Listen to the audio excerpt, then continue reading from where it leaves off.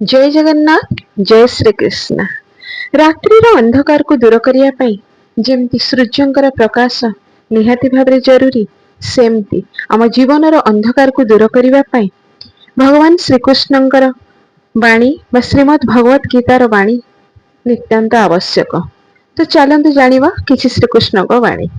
भिडियोटी नुआ करी देखुथिले निश्चित भाव में सब्सक्राइब करंतु, लाइक करंतु, शेयर करंतु आ आपणकर मतामत देबाकू जमा भी भूलंतुनी। भगवान को पाखरे मुंड नुआइले भगवान मिलंती नाही। प्रेम भरा आखि, श्रद्धारे नई जाउथुवा मथा, सहयोग बढ़ाउथुवा हाथ, सत्मार्ग करी जाउथुवा पाद और सत्यर साथ देउथुवा व्यक्ति को भगवान को प्रिय होइथांती।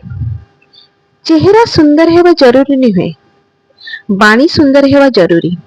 चेहरा जेते सुंदर हेउना कहीं बाणी जदि रुक्ष हुए ना दिने संपर्क खराब हो जाई थाए। दुनियार नियम भी बड़ विचित्र।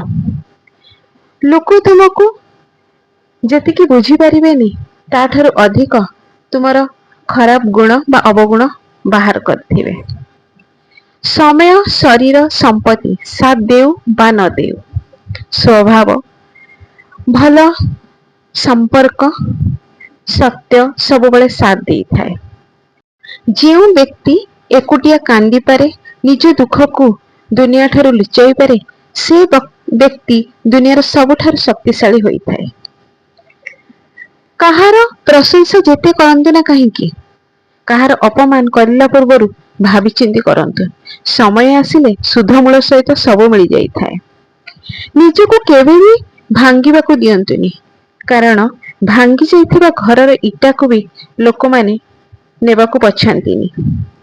समय पूर्वरु मिलिथिबा द्रव्यर मूल्य किछि न थाए, आ समय परे मिलिथिबा द्रव्यर महत्व किछि न थाए। सेथिपई कुहा जे ठीक समय रे ठीक कार्य हेबा जरूरी। विश्वास रखंतु भगवान को ऊपरे, जी ए पर्यंत आनिचंती से आगो को भी नेकी जिवे। राति दिनर अपेक्षा करेनी कि सुगंध ऋतु को भी अपेक्षा करेनी, आ समय जीवन को भी अपेक्षा करेनी। तेणु प्रत्येक मुहूर्त को खुशी रे बंचिबा शिखंतु। आपणर लोक मानकर साथ बहुत जरूरी अटे।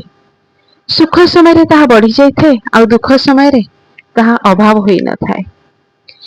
कहार कष्ट देखि तुमको जदि कष्ट होची ताहाले बुझी जांतु तुम भितरे परमात्मांकर वास रहिछि।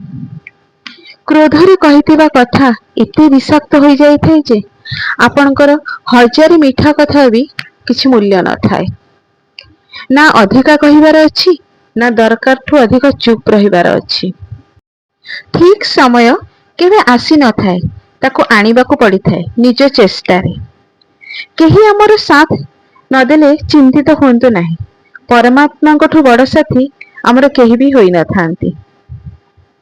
जो लोक माने कहंती आम पाखरे समय नहीं, आपण बुझी जांतु सेमानक पाखरे भरपूर समय रहिछि, किंतु सेमाने आपनको समय देबाकू चाहंतीनी।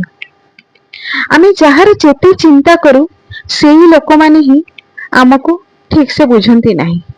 संपर्क पई समय नुहे, बुझिबार भी आवश्यकता रहिछि। भगवान कहंती मो ठारू ही आरंभ आ मो ठारू ही शेष। तबे निश्चिंत ही रुहंतु जे भगवान कर साथ अछि तो भयभीत हेबार आवश्यकता ही नाही।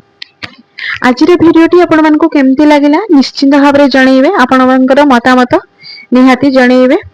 भलो लागिथिले लाइक करिवे, शेयर करिवे, सब्सक्राइब करिया को जमा भी भूलिबेनी। आगो को एमती नवा वीडियो में लेके आसीबी। जय श्री कृष्ण, जय जगन्नाथ।